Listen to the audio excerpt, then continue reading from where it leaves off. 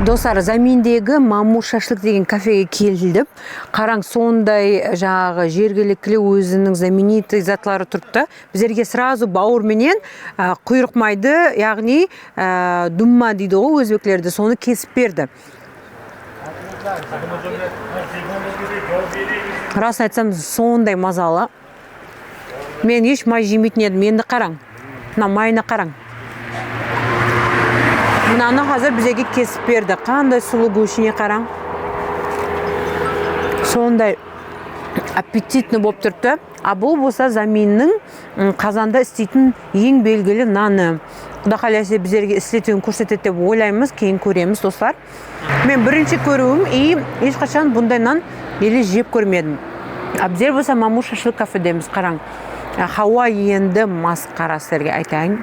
Заминге бірінші мәрте келуім жүзді бақытлыман, себебі енді бұл біздің Өзбекстанның екінші Швейцария деп айтады ғой. Көру керек еді, соның үшін сіздерменен азмаздан кейін бірге ауқат жеп, Құда қаласа Таубетке шығамыз. Рахмат, қарың. Мамуреке өзі өпке бершті. Сомса исілер, қам шүру өтесілер мұна. Вау, жүзақ сомса. Достар, мұнда ең белгілі жүзақ самсалардың бірі. Қараң, сондай сорпасы менен берілген көріп тұрсам, сорпасына қараң, мен бұндай самсаны қайтып жерінен білмеймен. Азыр сораймыз бұл адамдардан қалай жеуіміз керек екен, я?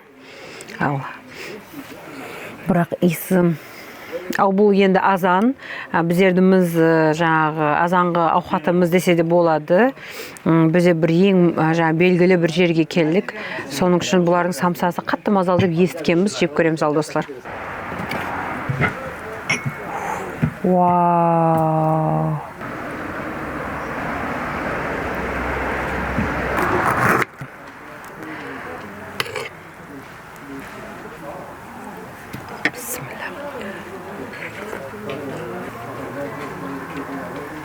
Вау, қандай мазалы. Достар, сондай сорпалы бір самса екен. Сорпасы сөйтіп ағыватыр, қараң, қандай мазалы. Расын айтсам, мен бұндай самса елі жеп көрмедім. Мен көп самсаларды Өзбекстанда жеп көргенмін негізі.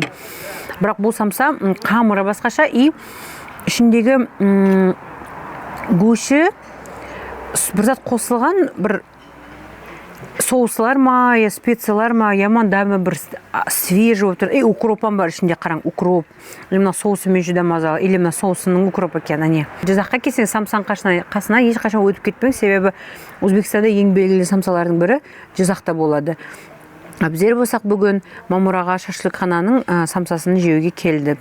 Так что, достар, әлбетте келсеңіз, бұл жерден өтіп кетпең.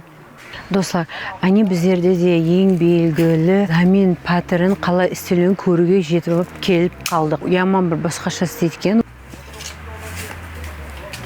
Alo, sen tatlı.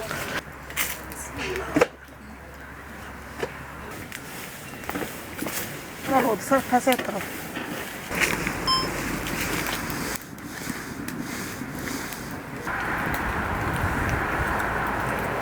Endi og'diraman. Endi bu 15-20 minut turadi.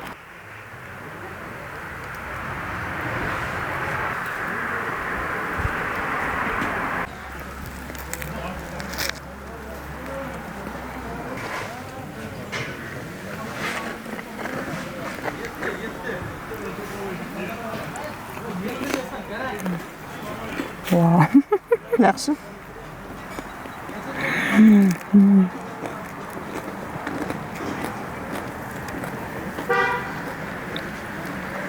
Dostlar, naan sarmay ысы Құдайдың берген ауқаты. Мың Құдайға шүкір. Қандай мазалы. Бірінші мәрте жеуім бір сонда ұнап қалды. Бос, дәмі нанның мазалы, дұзы дұрыс салынған. Сарымай ысы бұлғап жесеңіз, енді бұл енді қандай мазалы ауқат.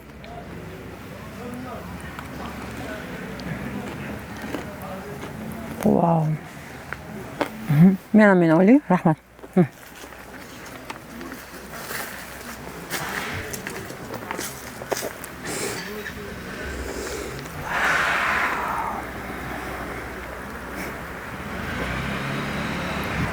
Достар, заминге ұсынан үшін келу жүлі арзыйды. Әлбетте заминге келіп бұналардан жеп көрің. Мен сізге тасвия етемен сондай мазалы нан. Достар, акасы бұны мынандай қып жеу керек екен. Барып отырып чай дамлап келгенше тұрса, içiге шымиып тұрады. Тамай. Шундай егеніңізде ağzыңызда майлар ақиып кетеді. Ой, жүрің, шайменен бұл нанды жейміз.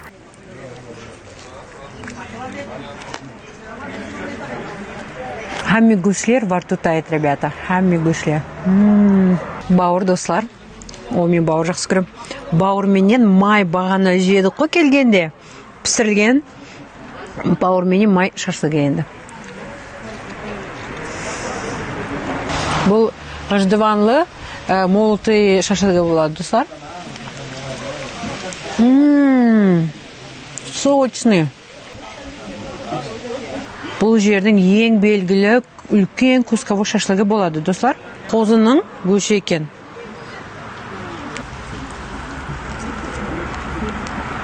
Достар, бұл жүда бос гүш, аузыңызда бұлам еріп кетіп атыр.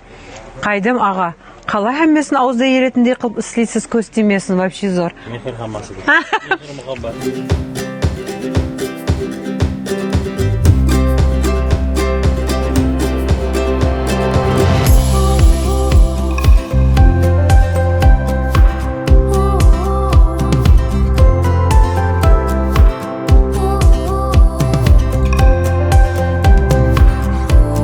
Достар, азыр біздер Замин қаласына шығып, енді мына жерде Замин заповеднигіне кіреміз. Бұл жер өзі қатты бір охраняемая, ЮНЕСКО-ға кірген, әмде сұлу жер болып есапланады. Бұл жерлер Өзбекстанның екінші Швейцария деп айталады. Енді распа өтірген бәз өземіз кіріп көреміз. Бұл жерде бір тарихи бір жер бар. Қараң, мынаны көрсеңіз, бұл алдын арка болған. Именно бұл жерден құры кірілетті, неге Заминнің заповеднигіне. Бұл арка 1978 құрылған, қазір енді есет қалмаған ғой сырада. Деп қарасаңыз, бұл Заминнің бұл территориясына бұл исторический жер деп айтса да болады. Қараң, мен тиын тауып алдым. Айтады ғой, тиын ақша көрсеңсім игнор етпең. Әйтеуір бұл құдайдың жаңа саған берген несібесі деп сынауы дейді ғой. 200 мың сомды мен істесеме, мен сенбесеме. Мен мысалы Заминнен 200 мың сом алды. 200 мың сом екен, мың сом. Майлы. Енді достар, көрдіңіз ба? Маған уже бұл жер ұнаватыр. 1000 сом қолыма түсті. Значит, бұл жер жүда бір удачный жер екен. Кеттік, Заминді көреміз сіздерменен. Замин таулары тек қана табиғаты сүйушілері емес, ал саяхатшылар үшін да жүда зор жер. Бұл жерде саяхатшылар үшін арнаулы жоллар, пияда жүру маршрутлар, һәм табиғатты жақыннан көру имканиятлары бар. Замин тауларының ең биік шыңы 3000 метрден асады. Бұл жерде көп түрлі құслар, қасқырлар, пышықлар һәм хәтті аюлар, жолбарыстар да бар дейді. Бірақ біздер оны көре алмадық. Бір сонша күттік, расын айтсам, 1 сағатты күттік, ізлеп таба алмадық. Заминді көбінше Швейцарияның тауларына салыстырады. Өзбекстандағы Швейцария деп айтады. Соның үшін жүрің. Мен де сілерге көрсетейін, Заминнің таулары қандай болады екен. Достар, біздер қазір Заминда ең жабайы тоғайлардың біріндеміз. Сенесіз бе, бұл жерде аюлар, жыландылар, жабайы атлар, һәм әр түрлі түлкілер, һәм қасқырлар жүреді екен. Соның үшін бұл жерге өзіңіз самостоятельно келуге тасвия етпейміз. Бұл хақиқи жабайы жағы природа, соның үшін азғантай абайлау керек, бірақ бұл жерде сондай сұлу, мен бұндай жерлерді ешқашан көрмегенмен, не десем екен, мені Замин жүда хайран қалдырды. Мен ойламадым Заминде сондай жағы природасы сұлу болады деп. Заминде айланып, мазалы ауқаттыларды жеп, һәмде бұл таза хауамен демалып болып, біздер Қойташ деген жерге жолға шықтық.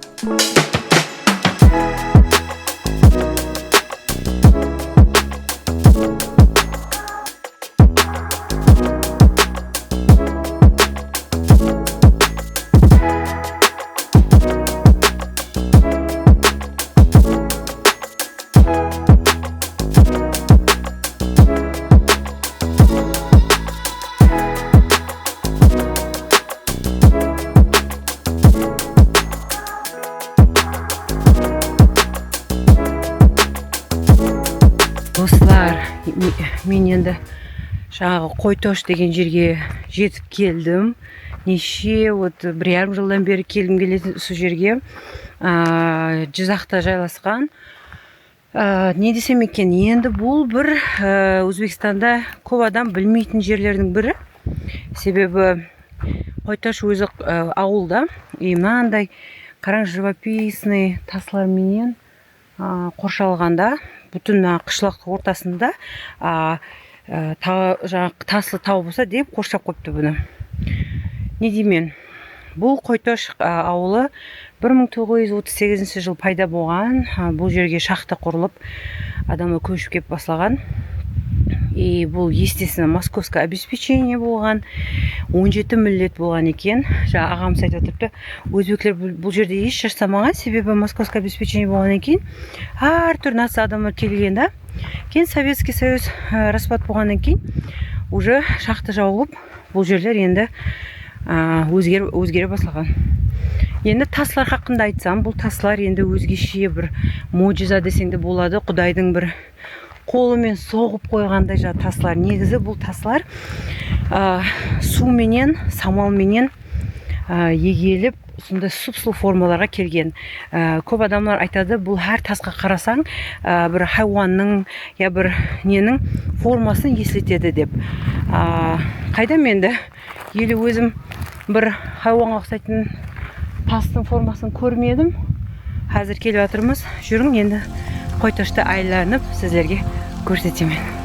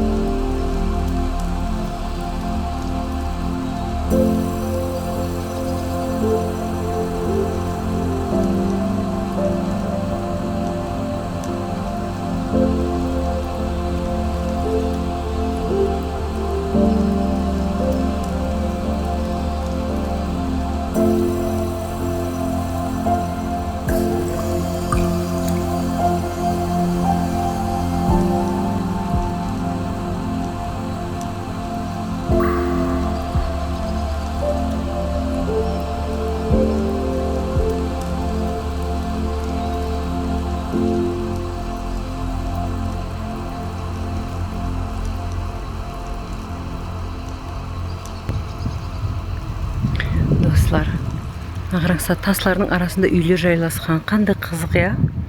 Маған бұл қайдам қызық, онда зет көрмегенмен. Достар, хаммеге сәлем. Біздер бағана айтқандай Қойтоштамыз. Біздерге көп жәрдем берген, һәм біздерге Қойтош хақында көп айтып берген ағаны көрдік. Фирузаға.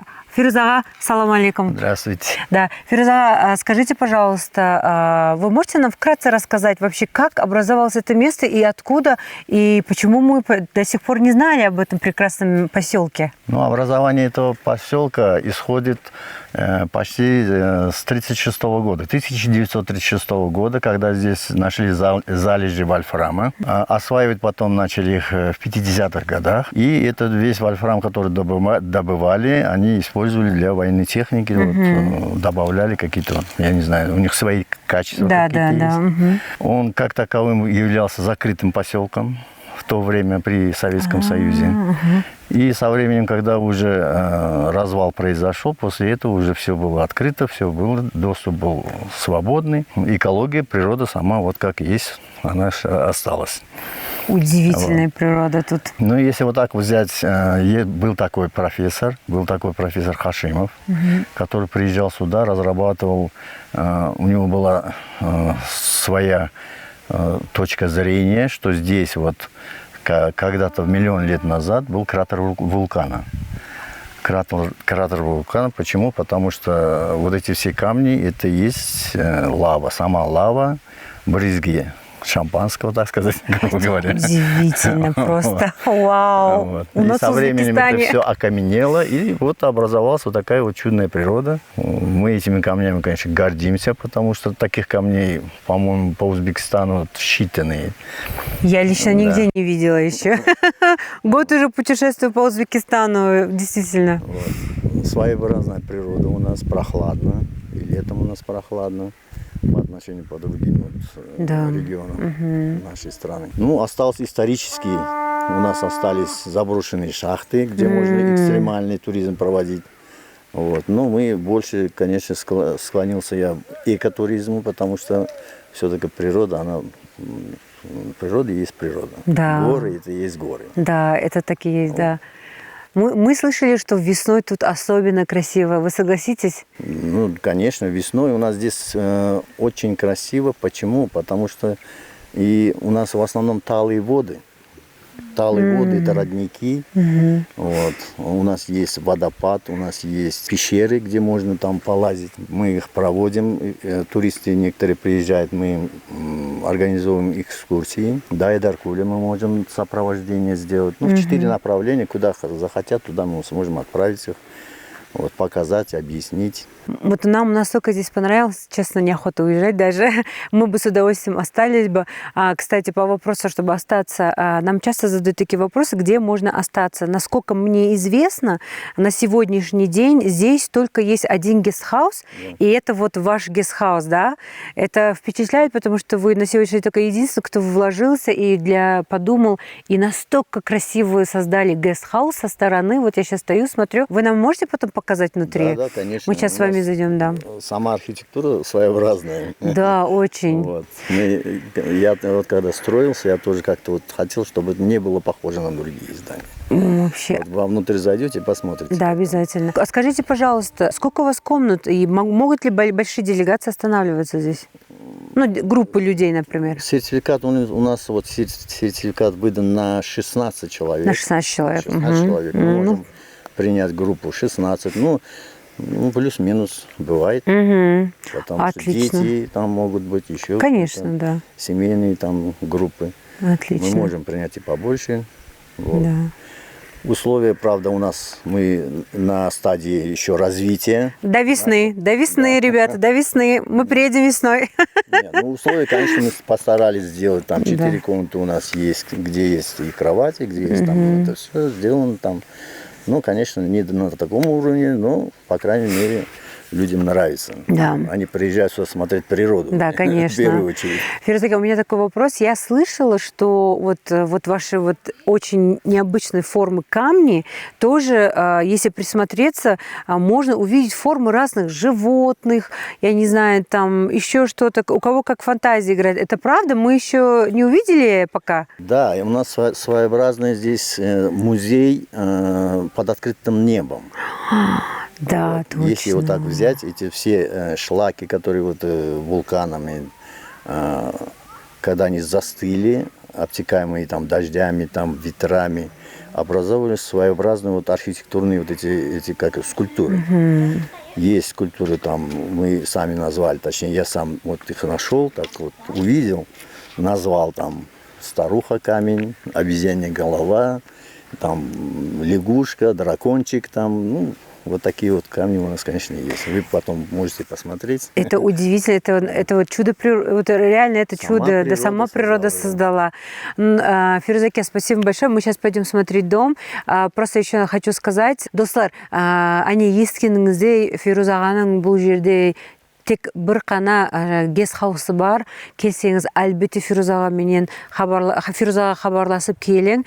Тек қана гестхаусты сілерге тәмелеп бермейді, һәм де сонша информацияларды сілерге айтып береді. Бүгін бізерге айтып бергендей, мен өзім лично қызық көріп, хаз етіп естім бұл ағамыз бізерге сонша мұхаббаты менен бұл жерлердің тарихын айтып бергенлерін. Керек болса контактын жазып беремін, обязательно хабарласың. Фирузаға бізер дос болып алдық. Құда қаласа тез келген бұл жерде обязательно хабарласамыз. Қазір үйін көруге кеттік. Достар, біздер қазір гестхаустың ішіндеміз, и біздер қазір ондай развлекательный, яғни лоббида десе де болады, ішінде кірсек қарүйдей.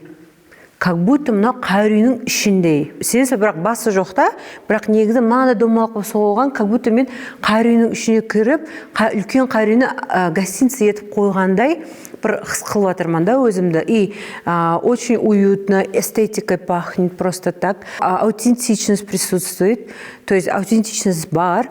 Қараң, развлекательно ойнап отыратын жерлерім бар.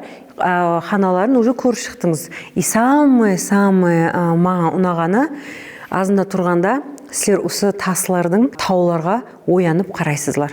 Бұл осы күнде байлық деп ойлаймын, себебі хауасы зор, һәмде природасы өзгеше бір басқаша.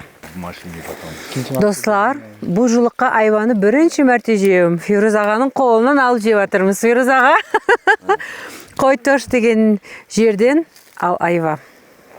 Достар, Фирuz аға біздерді енді шай ішпесеңіз кетпейсіздер деп тұрып алды.